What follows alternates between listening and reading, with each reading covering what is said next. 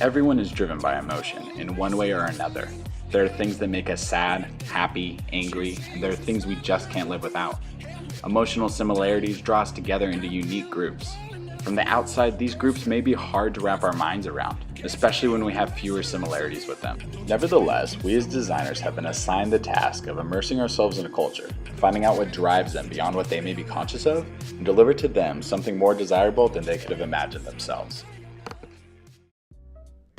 A few weeks ago, our group assembled a list of the most unique people that we knew. Different jobs, different hobbies, different cultures. It was a fairly long list. So we went through and we voted on which two were going to impose each other the most and also shock our group the most. Our first finalist was an underground hip hop group out of Santa Ana, California. For our second finalist, we knew that we wanted a strong contrast to this motley crew of artists. We happen to know 4 Ironman triathletes whose goal-achieving, strict, dedicated training would provide the perfect disparity to the boundless nature that is freestyle hip-hop.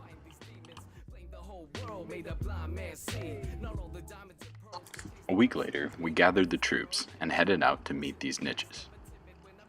Little did we know we would collect over 100 gigs of footage. Though we had no clue how much footage we would get, we certainly had our expectations for the groups we were about to meet. So I expect the Ironmans to train like 6 hours a day. I think they're really competitive. Basically never doing anything other than working out, keeping their body in shape. Probably somebody who is super competitive, and I want to say that Ironman is probably their life. I think just like healthy life. Underground hip hop, I kind of imagine a big guy in a Adidas jumpsuit, and he's there with his expensive headphones and he's like ready to go. I think the studio is going to be something kind of chaotic.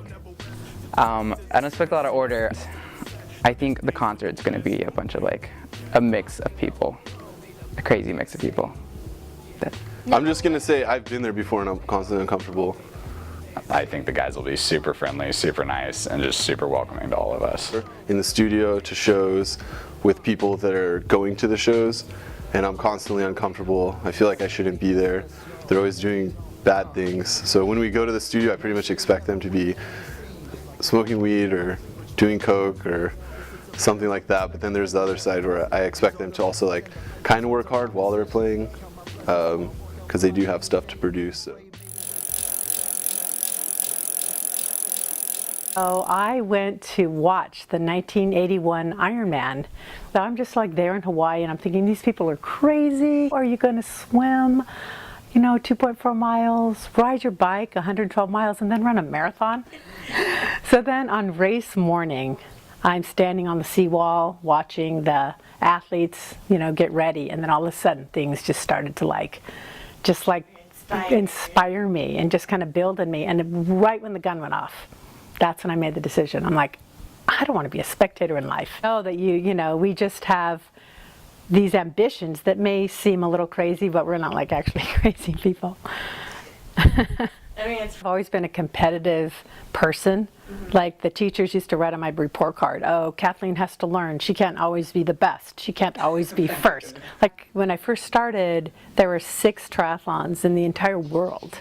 It's international, it's worldwide, and it's a multi-billion-dollar industry. And so, but we like to keep it real intimate because it, as big as it is still, there's some pretty intimate groups.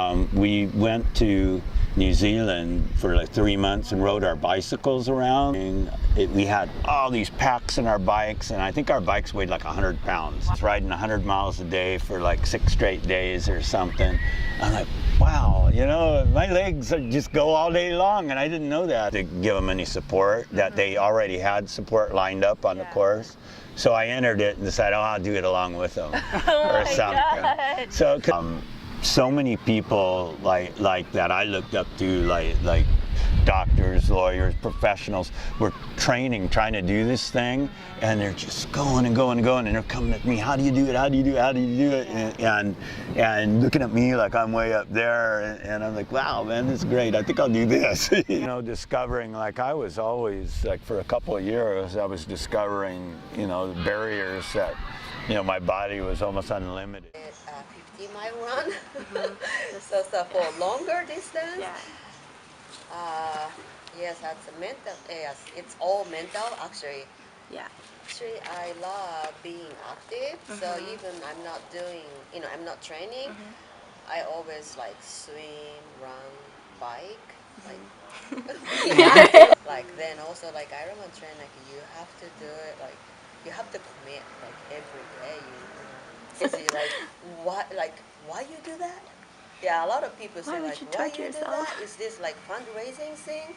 Like no, because I need 50-mile run because I want to compare what is the hardest sports.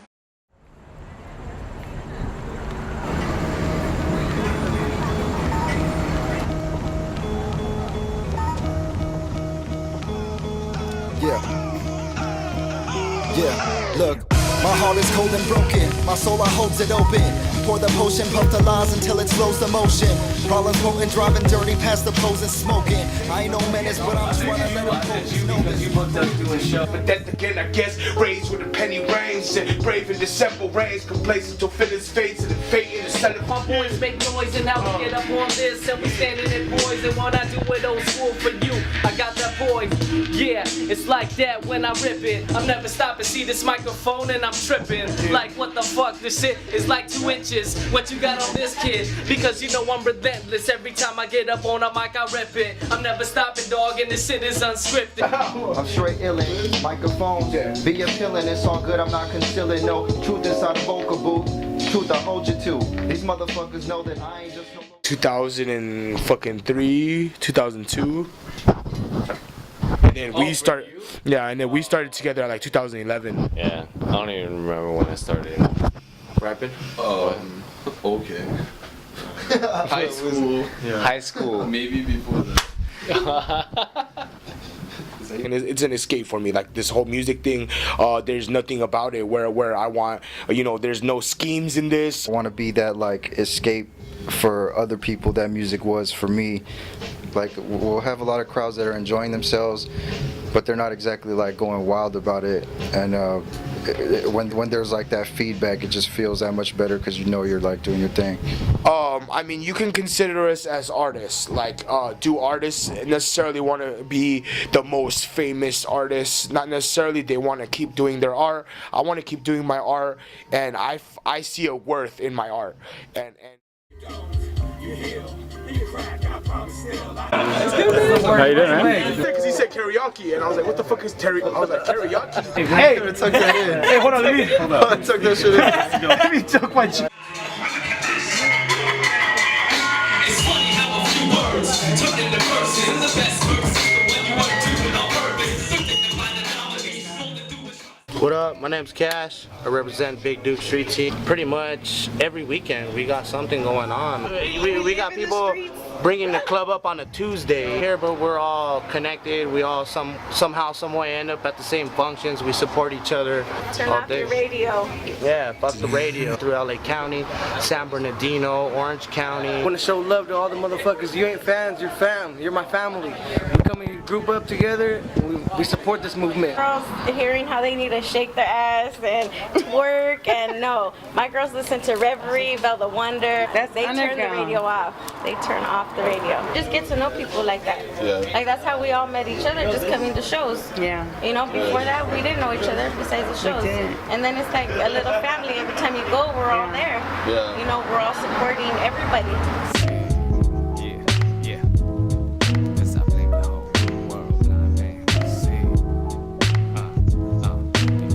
So coming out of the Ironman, like I had expected them to be super high-strung A-types, but they all had a moment where, like they weren't training to be an Ironman their whole life. Like they all had a moment where they were inspired, where once they witnessed somebody doing an Ironman or heard about Ironman, they realized that's when they started, like that's when they wanted to do it. It wasn't something they trained for right away.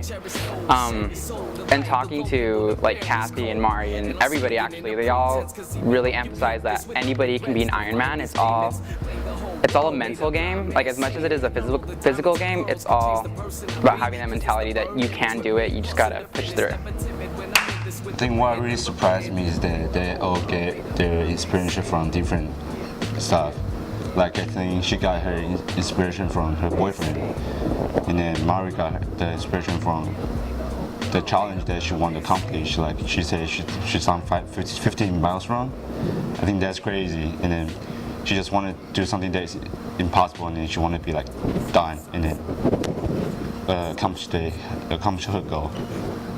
All the Ironman, they all just had one moment in their life where they wanted to be, you know, an Ironman. Something inspired them to do it, drove them to do it. They just really had to have it. With every single Ironman that we talked to, I just found myself listening to them talking about their moment of inspiration and how they're inspired to complete this just insane task. And maybe I'm just speaking for myself or for the group as a whole, but it was hard not to have this fear of missing out and feeling like in your life right now you need to go jump out there and do something big with your life. Their inspiration was contagious. So for the hip hop crew, I kind of came out seeing like they were a lot more authentic. There was an authenticity there I didn't expect, and it was a lot more about like connecting with fans and as cheesy as it sounds, but like being true to yourself and to the music you want to create and not trying to be mainstream. It's just about being authentic and connecting with the fans. Based off the answers everybody gave me, I thought they were gonna be like, oh, this is a career, I'm gonna make all the money I can based off this. But really they're about coming together, like hanging out and doing what they have a passion for, and they just do it together. Basically, you think if you're going to a hip hop show, all the people are gangster, you know, they have felonies, that they wouldn't be welcoming, they'd be kind of like standoffish, like you didn't belong there, especially because being white. I feel like I would just be an outcast, but it's the complete opposite. They're super welcoming, they treat you like family. Like they always say, you know, fam, not fans. You're there supporting them and their crews, so it's kind of awesome.